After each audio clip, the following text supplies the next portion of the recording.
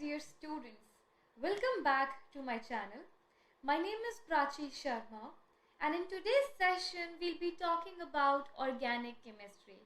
I know it could be pretty scary for a lot of students and it may become overwhelming as you go more into the details of the chapter. So for the beginning of the chapter, let me talk about the basic understanding of the chapter. What are we trying to study? So, in the initial days when very less information was available on the compounds, there were compounds like protein, starch, sugar that people thought were coming from living organisms only. So they started calling them organic compounds, and the study of those compounds came to be known as organic chemistry. Now, why did they think about that these compounds are only made from living organisms? Because till that point there was no method by which they can form these compounds in the laboratory. So such compounds came to be known as organic compounds, and the study of this was organic chemistry. Similarly, a lot of compounds like blue vitriol, nitrates, which were easily able to formed from minerals, they started to be known as non-organic compounds or inorganic compounds, and the study of such compounds came to be known as inorganic chemistry. Now, since these compounds, the compounds that were made from living organisms, since these compounds were only made in nature by animals or plants, so people thought that this was because of some vital force or vital energy present in on earth or present in nature. So such compounds also came to be known as vital compounds, coming from vital sources or vital force of energy present in nature. Later, as more study kept happening and a lot of chemists were working on the products, they figured out that in 1928, German chemist Friedrich Wöhler, the first thing that he was able to make in the laboratory was urea. Okay, so in 1828 he discarded the theory of vital force. So vital force, whatever people were believing, came to an end, that or these kind of compounds can also be made in the laboratory. Okay, so eventually, as we kept moving ahead, a lot of different chemists were able to figure out the manufacturing or the laboratory preparation of such different compounds. Therefore, there was no more theory of vital force, and eventually people started believing that yes, such compounds can be made in the lab.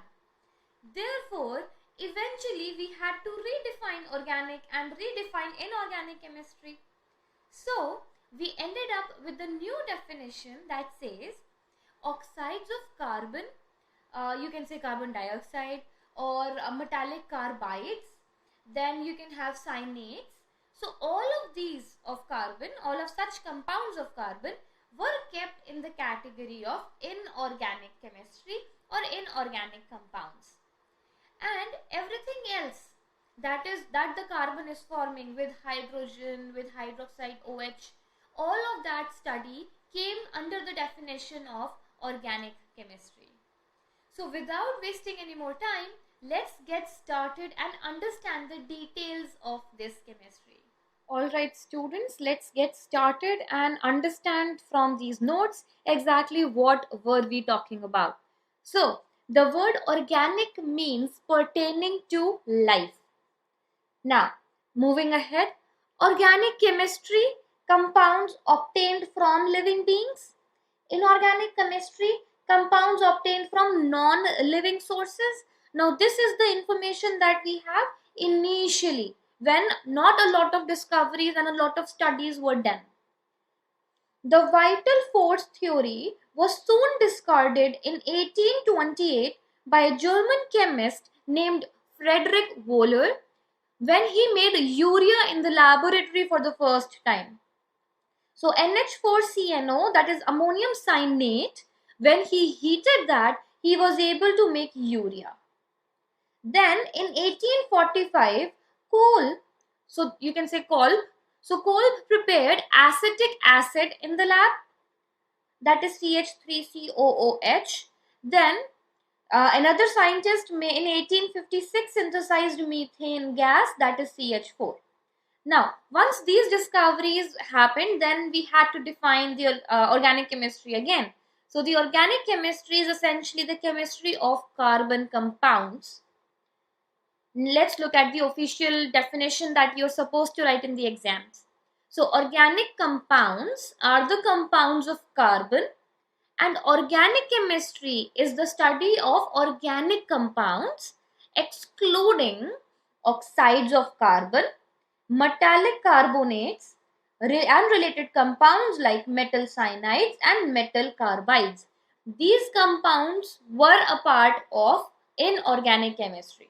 So excluding these of carbon, every other compound that carbon forms comes under the study of organic chemistry.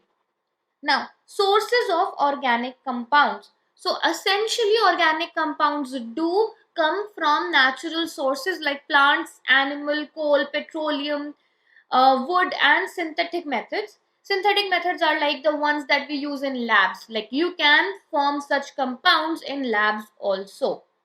Now, let's move ahead and understand the difference between organic compounds and inorganic compounds. So, first is the characteristic that we are discussing, then how organic compounds behave, and then how inorganic compounds behave. So, in presence of carbon, so carbon is necessary element in every organic compound. Whereas in inorganic compounds, you have other compounds also. So, carbon is not an essential element. Then, solubility in water. Organic compounds generally do not dissolve in water. They have their special organic solvents in which they are soluble. Okay. So organic compounds generally do not dissolve in water. Inorganic compounds dissolve in water. Then solubility in organic solvents. So organic compounds are generally soluble in organic solvents like alcohol, benzene, chloroform. So alcohol, benzene and chloroform are examples of organic solvents. If a question shows up, give an example of organic solvents. Alcohol, benzene, chloroform, any one would work. Whereas on the other hand, inorganic compounds, all organic compounds do not dissolve in organic solvents. Then melting and boiling point. Organic compounds have low melting point and boiling point, and they easily decompose on heating. What do we mean by decompose? That means if you have a compound and you provide heat, they break down into their subsequent elements. Okay. Now moving on, inorganic compounds, they have high melting and boiling point, and they do not easily decompose on heating. Moving on to combustibility. All organic compounds are generally combustible. That means they catch fire. Whereas inorganic compounds do not burn. An example of your organic compounds would be petroleum or coal, that when you try and provide heat, they burn. Now, bonding, they form covalent bonds. Okay, all organic compounds are forming covalent bonds. Whereas most of the inorganic compounds are ionic bonds. Now, conductivity, they are non-electrolytes. Why do we say non-electrolytes? Because we do not really have ions present. So when you do not have ions present, so they do not behave like an electrolyte.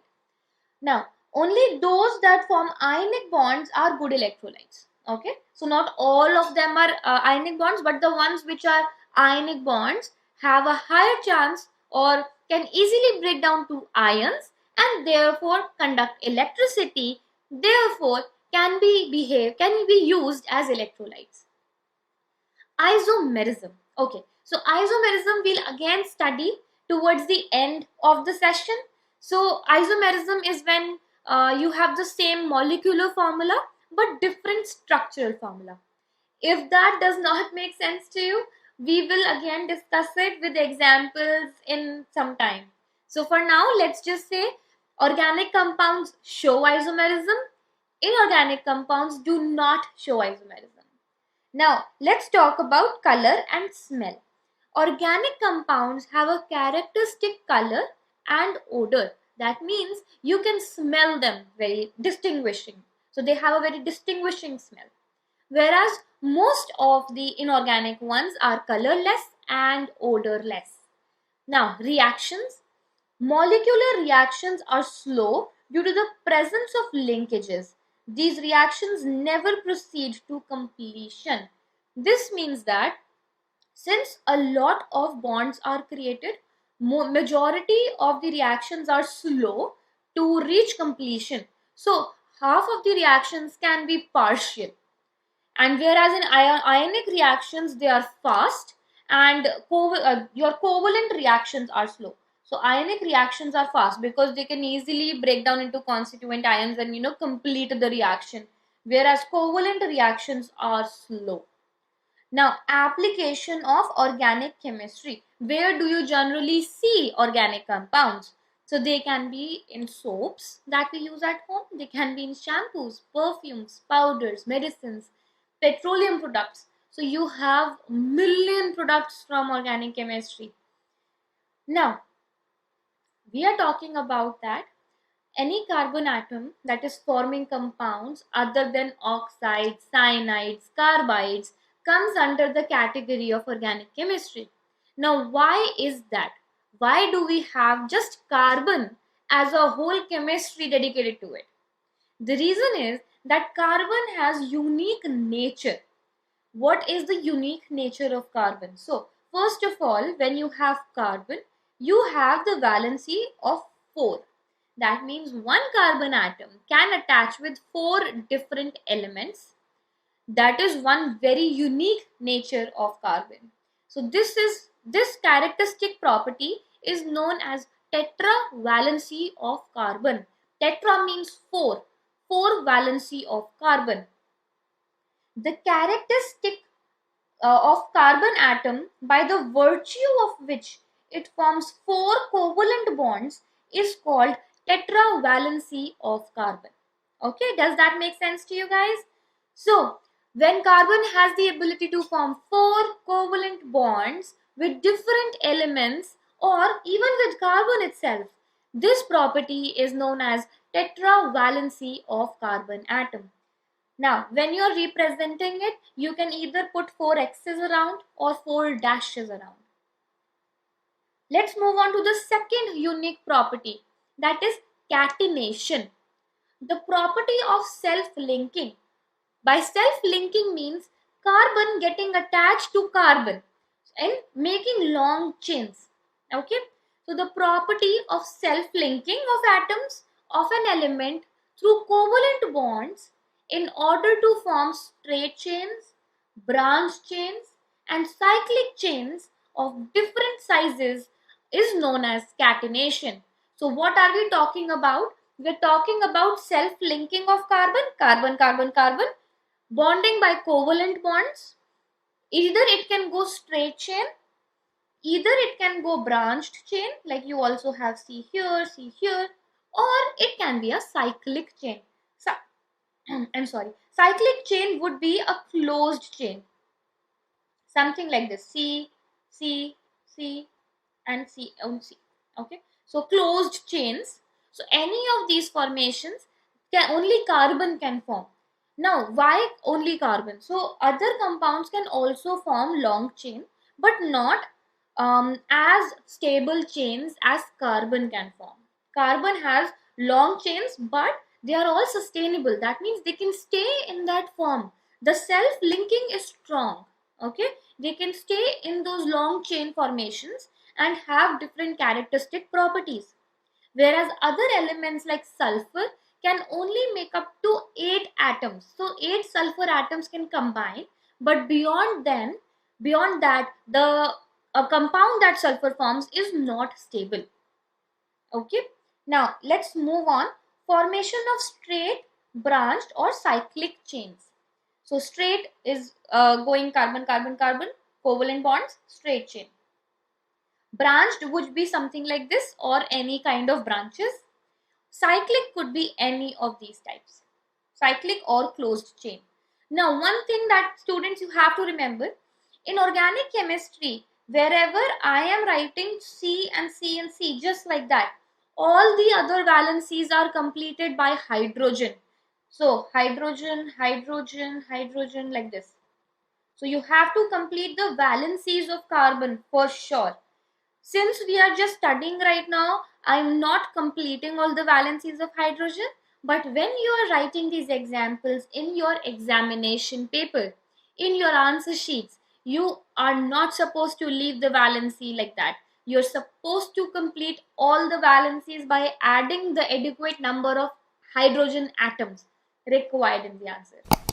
So this example is not an acceptable example in your exams. You're supposed to write the number of hydrogens here. Okay, then your example would be accepted. Moving on, formation of single, double and triple bonds. So when we are talking about self-linking, carbon can also self-link by more than one single bond. So it can have double bond with carbon, it can have triple bond with carbon. So let's look at that. Single bond of carbon would look like C and C. Double bond would look like C, double bond C. And triple bond would look something like this. Okay. So this is the unique nature of carbon. Let's move on. This unique nature of carbon atom gives rise to the formation of large number of compounds. More than 5 million organic compounds are known today and thousands of new compounds are added every year to the existing lot. Alright students, I hope you understand that. So carbon is very unique. It has two major properties, tetravalency and catenation. Tetravalency is the ability of carbon to attach with 4 different elements forming covalent bonds with them. Second is catenation. Catenation is a property of carbon that it can self-link, forming covalent bond, and long chains which can be straight, they can be branched, they can be cyclic. Okay, so this is your unique nature of carbon. Let's move on. Organic chemistry may be defined as the chemistry of hydrocarbons and their derivatives. What is hydrocarbons? So hydrocarbon are the compounds formed of hydrogen and carbon, and their derivatives means different things or different elements are attached to this compound. Okay. Now features of carbon atoms. Carbon atoms can join with each other to form long chains. Atoms of other elements can then attach to the chain. Okay. So what do we mean by that? We mean that carbon can form long chain. Let's say it is forming 3 carbon chain. Other places you have hydrogen attached. Okay. Now at any place you can have other compounds attached. For example, you have a double bond O here. Okay. So these different elements can be formed where in a carbon chain different elements come and attach themselves and a new compound is formed. You can also have chlorine attached, bromine attached, iodine attached. Okay. So different kind of compounds can be formed by this. So carbon atoms can join with each other to form long chains. Atoms of other elements can then attach to the chain. I hope that makes sense, students. Let's move on. Carbon atoms can form single, double or triple covalent bonds. So single, double or triple covalent bonds. Carbon atoms can also arrange themselves in rings. So you can have ring formation like benzene ring. Okay. Now moving on, types of organic compounds. One important thing so far, students, is that if there is any part in this chapter so far that you are not able to understand and you want me to discuss that again, please do not hesitate to drop me a message on Telegram or in the comment section, and I will definitely be happy to help you out. Okay, it's an important chapter. It is your basics for 11th and 12th grade. So please pay attention. Make your notes, download these notes from description box and pay attention. Okay, let's move on to types of organic compounds. So the organic compounds have been classified as hydrocarbons. Hydrocarbons are compounds formed by hydrogen and carbon. Okay, and their derivatives are classified as alcohol, aldehydes, carboxylic acid, ethers, halides. Now let's understand that. Okay, first thing is hydrocarbon. Hydrocarbon means carbon and hydrogen completing the valency. Now if I have just this much, this is just one hydrocarbon. Okay, when we talk about derivatives of hydrocarbon, that means anywhere replacing hydrogen you have some other element attached. For example, if OH is attached, it becomes an alcohol. If double bond, so CCC, for example, if you look over here, so your hydrocarbons can be of three types. That means either all are single bonds, double bond, or triple bond. These are the three types of hydrocarbons you have, and their derivative would be that you have any element getting attached to it. For example, OH attaches, so you get alcohol. CHO, that means double bond O, that will give you aldehyde. Then double bond O, this here will give you a ketone. COOH will give you a carboxylic acid.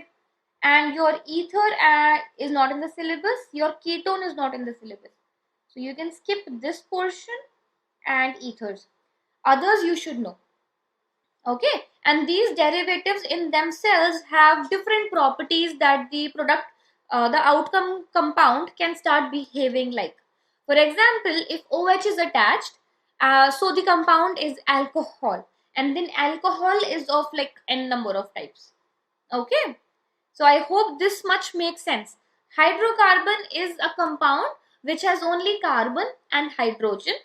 These hydrocarbons are of three types: alkanes, alkenes, and alkynes. Alkane, A-N-E, means all are single bonded carbons. Alkene means you have a double bonded carbon. It could be just one single double bonded carbon. Okay, so it could be something like that. This is CCC and one of the bond is double bond. This is alkene. It could be one or more than one double bonds. Alkene. Okay, E-N-E. Now alkyne, Y-N-E, is carbon-carbon triple bond. You have triple bond. Okay, and same concept, that it could be a single triple, one triple bond in the entire compound, and this would be alkyne. Then the derivatives could be any different element getting attached to the hydrocarbon by replacing hydrogen is a derivative of hydrocarbon. So that can be alcohol, aldehyde, carboxylic acid, or halide. Okay, students, let's move on. Hydrocarbons. Hydrocarbons are compounds that are made up only of carbon and hydrogen atoms. Okay, I hope that makes sense now. Hydrocarbons are of two types: aliphatic or open chains. So open chains can be this, or it could be branched. It could be C and C and then a C here and a C here. It could be branched. It could be cyclic or closed chains. So we did a few examples of closed chain. It could be this cyclic. It could be more than these. It could be 6 or 7 closed chain. So cyclic or closed chains. When we talk about open chain, that means straight or branched, we have two types here: saturated and unsaturated. Under saturated, you have single bond. Single bonds are called saturated. Double and triple bonds are called alkenes and alkynes and come under the category of unsaturated. Okay, so please focus on this. Open chain, that is your straight chain or branched chains, can be single bond, double or triple bond. Single bond come under the category of saturated hydrocarbons and are known as alkanes. ANE. Unsaturated hydrocarbons have double and triple bonds and they have the categories as alkenes and alkynes. Okay, let's focus more on this. Now, let's say I have one single carbon. Oh, let's say I'm taking two carbons. I have two carbons, C, single bond C. Okay, I complete all the hydrogens here. So how many hydrogens will I have? 1, 2, 3, 1, 2 and 3. So I have two carbons and then I have completed all the hydrogen valencies. Okay. So what is my formula looking like? So this is C2H 1, 2, 3, 4, 5, 6 H6. Okay. This is alkane. Okay. Now moving on to second one. So C double bond C and I will complete all my hydrogens 1 and a 2 and 1 and a 2. If I write the formula now, this is C2H4 and this is alkene. Similarly, I'll make for triple bond. So C triple bond C. Let's finish the valencies. So this will be C2H2 and the formula is C2H2 and the name is alkyne. Okay, so now what do we figure out from this? That there is a formula given in the book. For alkane, the formula says CnH2n plus 2. For alkene, it is CnH2n. And for alkynes, it is CnH2n minus 2. So by using this formula, and if you know the number of carbon atoms, you can easily figure out the molecular formula for that compound. Okay, I hope this makes sense. Let's move on to the difference between saturated organic compounds and unsaturated organic compounds. This is important. Saturated organic compounds are also known as single bond. Okay, alkanes. Always remember the reference in your head. Alkanes. Unsaturated organic compounds, alkynes or alkenes. Or you can also remember it like triple and double bond. Now let's look at the difference. All the four valencies of each carbon atom are satisfied by forming single covalent bonds with carbon and with hydrogen atoms. So single bond, single covalent bond. The valencies of at least two carbon atoms are not fully satisfied by hydrogen atoms. So that means they are recombining with carbon itself and forming double or triple bonds. Moving on, carbon atoms are joined only by a single covalent bond. Carbon atoms are joined by double covalent bonds or triple covalent bonds. Third difference, they are less reactive due to the non-availability of electrons in the single covalent bond and therefore they undergo substitution reaction. Okay, what do we mean by substitution reaction? That since they do not have any extra electrons available and carbon is satisfied by hydrogen from all the places, so they are less reactive. And even when they react, they generally go through substitution reaction. Substitution means one hydrogen will go and something else will come and attach. For example, chlorine. One hydrogen will leave, one chlorine will come in, substituting the element. Hydrogen goes, an element comes in. Substitution reaction.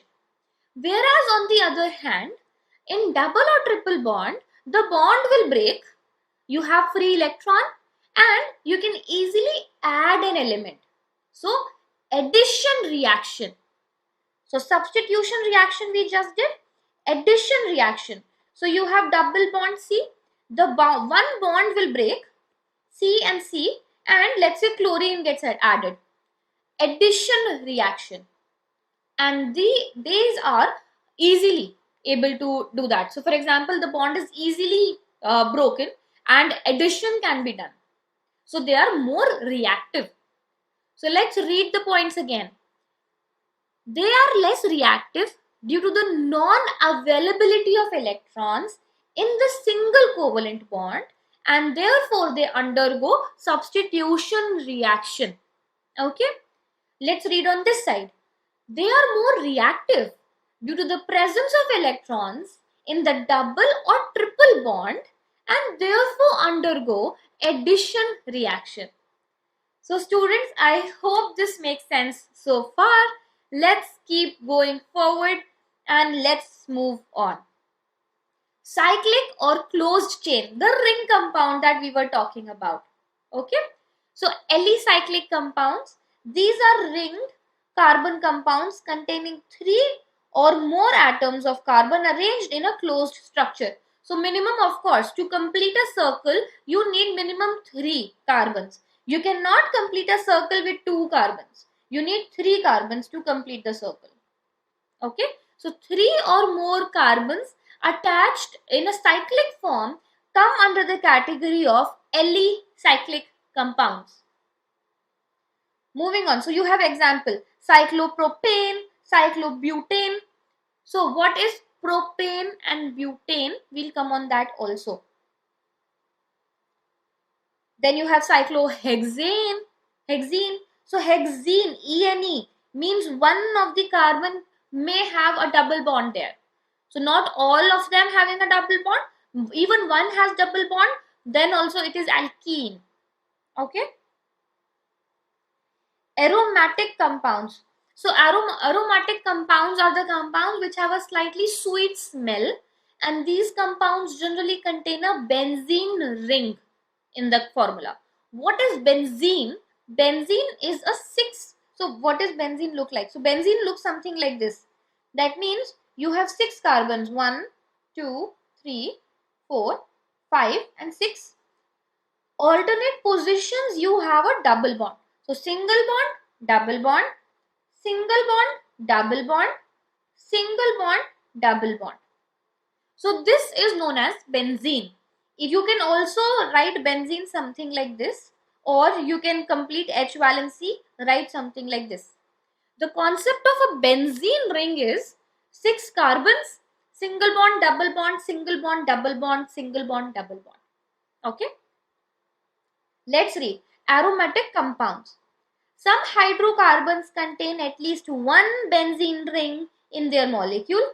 The benzene ring is a specific type of ring structure of 6 carbon atoms having carbon-carbon single and carbon-carbon double bond on alternate positions. I hope this makes sense to you students. Most of these compounds have a pleasant smell. That is why we are calling them aromatic, because they have a sweet aroma. They have a specific smell because of the presence of benzene. Okay. Hence, they are known as aromatic compounds. The examples can be that you have benzene ring. You have a CH3 attached to it. The name would be toluene. You have OH attached to it. The name is phenol. And you have 2 benzene rings attached together. That is naphthalene. For 10th grade, you only have these 3 examples. Others you will do when you are in 11th grade. If you would like to know more around this, please do drop a message in the comment section and I will definitely get back on that. Let's move on. Homologous series. Okay. So what is homologous series? So we were talking about alkanes, alkenes and alkynes. Right, students? So alkanes were single bonded ones. Alkenes were double. a double or single, or like double is definitely there. Then alkynes were that your carbon will have one triple bond. So let's talk about just you can say single bonds, alkanes. Let's talk about alkanes. Now alkanes can have one carbon, two carbon, three carbon, four carbon, and all of them will be alkanes, right? So these are known as a part of homologous series. That means all alkanes together. So let me write that for you. So for example, one carbon. So that is one single carbon, one. Then you can have two carbons. Then you can have three carbons. So this is meth. This is written as meth. This is eth. Meth, eth, prop, bute, pent, hex. So let's say I'm taking example till 6. Okay. If all of them are single carbons, methane, all of them, or it contains, so these are all methane, ane. So this is a homologous series for alkanes. Okay, meth means one carbon, eth means two carbon, prop means three carbons, bute means four carbons, pent means five, and hex means six carbons. When all of them are same, that means alkanes. This is a homologous series for alkanes. Similarly, we can have a homologous series for alkenes, alkynes. Okay, so alkenes, that would be methane, ethene. So methane doesn't exist actually. I'm sorry. So methane doesn't exist. Your alkenes and alkynes directly start from second carbon. So the first, if they ask you what is the first member of the homologous series for alkenes, that would be ethene. Okay, ethene. Then second would be propene, butene, pentene, and hexene. Similarly, this would be same for triple bonds. So that would be ethyne, propyne, butyne, pentyne, and hexyne. And how do you figure out the formula for any one of them is from the formula that we discussed. So for example, alkane CN H2N plus 2. So let's say you have 4 carbons. So C4H2 times 4 plus 2. So C4H10 is alkane. Okay, it's a alkane. This is butane, formula for butane. And similarly, you can figure out for alkenes and alkynes. So these are homologous series. Okay. Now, let's study more about homologous series. So homologous series is a group of organic compounds having a similar structure and similar chemical properties in which the successive compounds differ by CH2 group. Okay, let's study it in two parts. So the first part is that it has similar structure and similar chemical properties. So if I have an alkane, that means I have single bonds. So it would have similar structure. That means single bonds will exist and similar chemical properties. That means majority of alkanes will show addition reaction, will have similar chemical properties. Okay. Now this is the first part of the definition. The second part says they differ by CH2. Let's look at that. So when I have methane, so methane is CH4. Then I have eth. I have ethane. Ethane is C2H6. So what is the difference between these two compounds? It is CH2. Okay. Similarly, you will have for alkenes and alkynes also. So when in a successive compound in a homologous series will always differ by CH2. Okay students, let's read the definition once again. Homologous series is a group of organic compounds having similar structure and similar chemical properties in which the next compound differ by CH2 group. Okay, I hope this helps. Let's look at a couple of examples. So I have methane plus CH2, I get C2H6. I have a butane, I take out CH2, I end up with propane. Okay. Now, let's talk about some characteristics of such a series. So, characteristics of homologous series. Now, they share a same general formula. For example, if it is alkane, all alkanes have the same formula. If it is alkene, all type of alkenes will satisfy the same formula, and same thing for alkyne. So, first characteristic of homologous series is they share a general formula. Then each member differ by CH2 or 14 AMU molecular mass. This is asked a lot in multiple choice questions. Okay, instead of asking the CH2, they can ask how much AMU or what molecular mass a successive homologous member differ by. So that is 14 AMU. Moving on, physical properties change gradually as molecular mass increases. So now let's think about it logically. As the homologous series is coming down, your number of carbon atoms will keep increasing.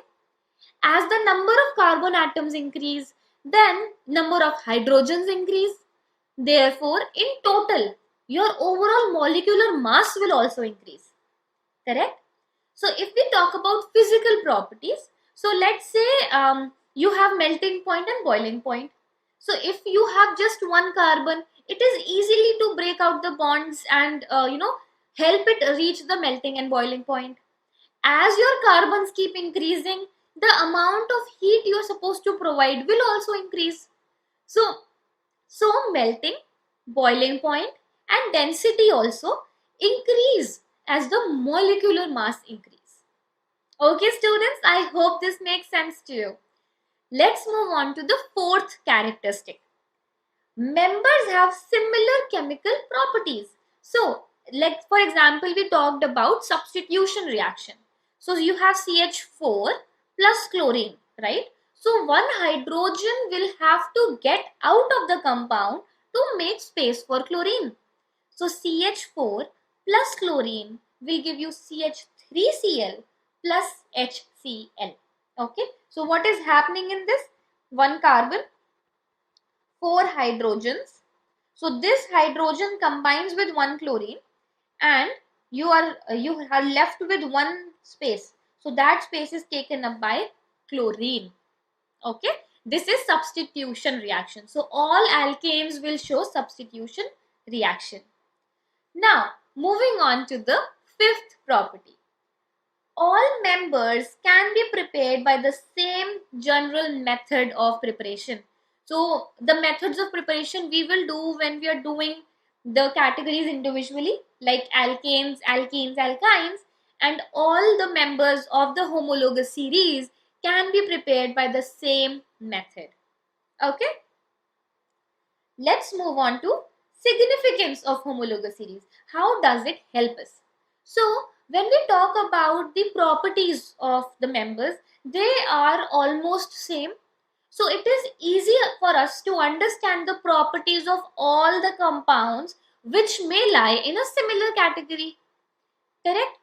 The second thing is that when you are predicting the properties of elements and you look at an element and you identify that it is going in this particular homologous series, then you can easily predict what kind of properties that element will show. Okay. And the third significance is that it helps our study of overall organic chemistry much easier and much systematic. Okay, let's look at that. So properties of first few members help us understand for the series. Second, it helps predict properties of elements that are yet to be prepared. okay, that may have a similar formula. And the third important one is systematic study of organic chemistry. Okay, students. So this is so far so good. We are able to cover up a lot so far. Let's move on to the next portion. Next portion is functional groups. Okay. Now, functional groups is the study of derivatives. Okay. So we had hydrocarbons, only hydrogen and carbons combined together. Okay. Then when we have hydrogen coming out and a different element attaches on that, those type are known as derivatives of hydrocarbons. Okay. And that element that comes in and attaches is known as a functional group. Okay. So do you remember we had OH? So OH got connected, you got alcohol. Okay. So that is a derivative of hydrocarbon, and your OH is known as functional group. Okay. Let's move on. The functional group is defined as an atom or group of atoms joined in a specific manner which is responsible for the characteristic chemical properties of the organic compounds. So what does this mean? This means that let's say OH is attached, you got alcohol. So no matter what kind of compound you have and you attach OH to it, it starts behaving and starts showing properties of alcohol. Okay, so it could be one atom or a group of atoms. For example, we have OH, so it's a group of atoms. You have two atoms there, O and H. Okay, it could be double bond O, so it's a single atom. Okay, so different type of atoms or group of atoms attach to a compound to give it specific characteristic, and that's known as functional group. Okay, let's look at the examples. Hydroxyl group OH, aldehyde group CHO, carboxylic acid COOH. Alright students, let's move ahead and check out this table of functional groups. So halides, this word came from halogens. So in halogens you have fluorine, chlorine, bromine that you are using. So if you have a hydrocarbon, one of the hydrogen is replaced by fluorine, chlorine or bromine, that becomes haloalkanes. Example is given right here. One of the hydrogen is replaced by chlorine, so chloroethane. Hydroxyl, that is OH, so that gives you alcohol. An example is that you have C and let's say you have 4 hydrogens. One of the hydrogen is replaced by OH, so that gives you alcohol, and this example is methanol. Next is aldehyde. So the formation is CHO. Okay, this is generally CHO, so a double bond oxygen if you see. So this is somewhat you can figure out that this is aldehyde, and the name adds up as Al. So methanol, Al. Methanol, OL is alcohol. Methanol, Al is aldehyde. Moving on to carboxyl, so that is COOH. Now carboxylic acids. So this carboxyl you would generally find that it is at a corner carbon. So either if you have a straight chain, either it would be towards the end like that, or if you have branch, let's say here, so it is always at a corner carbon. So double bond OOH, something like this, on a corner carbon. So when you have COOH attached in a chain, that gives you carboxylic acid. Example is given, ethanoic acid. Now, what is a characteristic of functional group? So let's say you have alcohol, carboxylic acid. So those groups will behave in a certain way. They would have something similar amongst them. So let's look at that. So similar chemical properties identified by same tests. For example, let's say you have alcohol. So and you have a test for alcohol. So that particular test will be valid for any alcohol Okay, so any hydrocarbon will have alcohol attached in it, will satisfy that test. Moving ahead, you will have physical and chemical properties are different for different functional groups. That means alcohol, aldehydes, carboxylic acids, all three will have different chemical and physical properties. Then there exists a homologous series of compounds containing a particular type of functional group.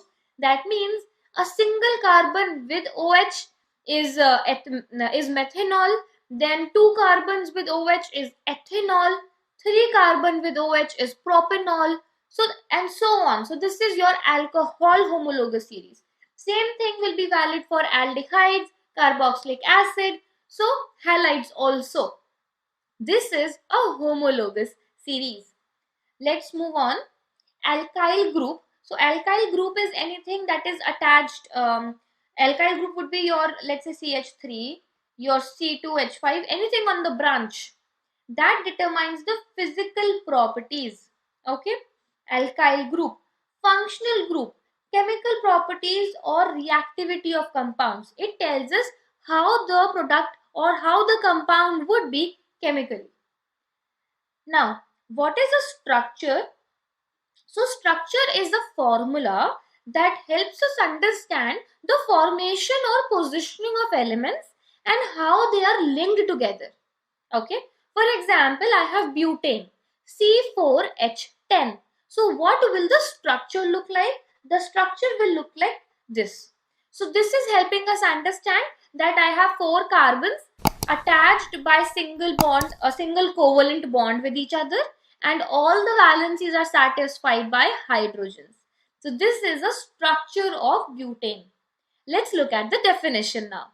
The formula that shows how atoms of different elements are linked together in a molecule is known as the structural formula. Okay guys, let's move on to isomerism. Now, we started in the beginning and I told you that we'll cover isomerism towards the end of the session. So, let's look at that. Isomerism. So, when compounds have the same molecular formula but different structural formula, they are known as isomers and the phenomena is known as isomerism. So, what do we mean by that? Let's look at an example. For example, butane. Okay, so C4H10. So what formula did we look at? We saw that four carbon atoms were connected in straight line and I had hydrogens completing the valency. So this was one type of structure formula that I had. Similarly, if instead of in a straight chain, if my carbon atoms, let's say three are connected and one of them is in a chain, is in a branch, so this will also have the same formula. This would also be C4H10 and the first structure is also C4H10. So same molecular formula C4H10 but different structure formula. So the first one is butane and the second one is called isobutane. Now, isomers differ in physical properties or chemical properties or both. So sometimes you can only see a difference in the physical appearance or the physical properties of it. Sometimes you can see in chemical properties and sometimes both of them may differ. For example, if we talk about butane, so butane liquefies at 0 degrees Celsius whereas isobutane liquefies at negative 12 degrees Celsius. Let's move on to isomerism further. So isomerism is of two types, structural isomerism and stereoisomerism or space isomerism or geometrical isomerism. These are all for the same thing. For your syllabus in 10th grade, you will be talking about structural isomerism and within structure you will be understanding chain and position isomerism. Others are not in the syllabus this year. You will have that in 11th grade. Okay students, let's move on to structural isomerism. So, causes of isomerism is difference in the mode of linking. The way they are getting attached is different. That is it. This is the cause of isomerism. Let's look at example. For example, in the first case, you have ether. So you have C4H10O. Okay. Now, either your O can be attached right in the middle of the compound, that equally splitting on both the sides. O is right in the center here. Or O can be on one side and you have a single carbon on one side and you have 3 other carbons on the other side. The third way of connecting can be that it should look something like that. You have CH3O. So let me write that with C. So CH3O, then you have CH, and then you have a CH here, and you have a CH here. Even this will be an isomer. Okay. You have different names: diethyl ether, methyl propyl ether, and methyl isopropyl ether. You do not need to learn this particular example because ethers are not in the syllabus this year. Moving on to structural isomerism. So first is chain isomerism. That is, let's say, for example, the butane example we did, you had 4 of them connected like this, or you can have connected like this and a C here, butane. Then similarly, we can have pentane. So 1, 2, 3, 4, 5. 5 carbons in a single chain. Or you can have 1, 2, 3, 4 carbons and a carbon here. Okay. What else you can have? You can have 1, 2, 3 carbons, 1 carbon over here and 1 carbon over here. So you'll have 3 different isomers for pentane. Okay. This is what? This is chain isomerism under structural isomerism. So when 2 or more compounds have a similar molecular formula but are different in the arrangement of carbon atoms in straight or branch chain, the compounds are referred to as chain isomers and the phenomena is called chain isomerism. Moving on to position isomerism. So when 2 or more compounds with the same molecular formula differ in position of the substituent atom or functional group on carbon atom, they are called position isomers. Now for example, let's say you have butane. Okay, so 1, 2, 3, 4 carbon. It's butane, that means it has 3 covalent bonds. Either you can have this as butane or you can have this as butane. They both will have the same molecular formula, but the position of your triple bond is different in both of them. So this comes under the category of position isomerism. Okay, students. Now, what kind of question can you get from isomerism? They can give you butane and ask you to draw the isomers of butane. Similarly, they can give you something else like pentane or butane, and they can ask you to draw the different isomers that are valid for that particular compound. This is where we conclude today's session, my dear ICSE warriors. So, a couple of things to bring to your knowledge: that nomenclature or the naming of organic compounds was not covered in this particular video. I have a separate video for that, for which I will attach the link in the description box. So if you're looking for that, please do go ahead and check that out. Another part of this video is still left out, that will cover alkanes, alkenes and alkynes, their preparation and the equations that you need to learn for your examination. If you have any suggestions or requests, or if you have a doubt in this session, please do not hesitate to drop me a message in the comment section or check out my Telegram channel and join that. You can directly contact me on that. Another important thing is that please do like, subscribe and share the video with your friends and family and help us move forward. Thank you so much, and we will catch up in the next session. Thank you. Have a wonderful day.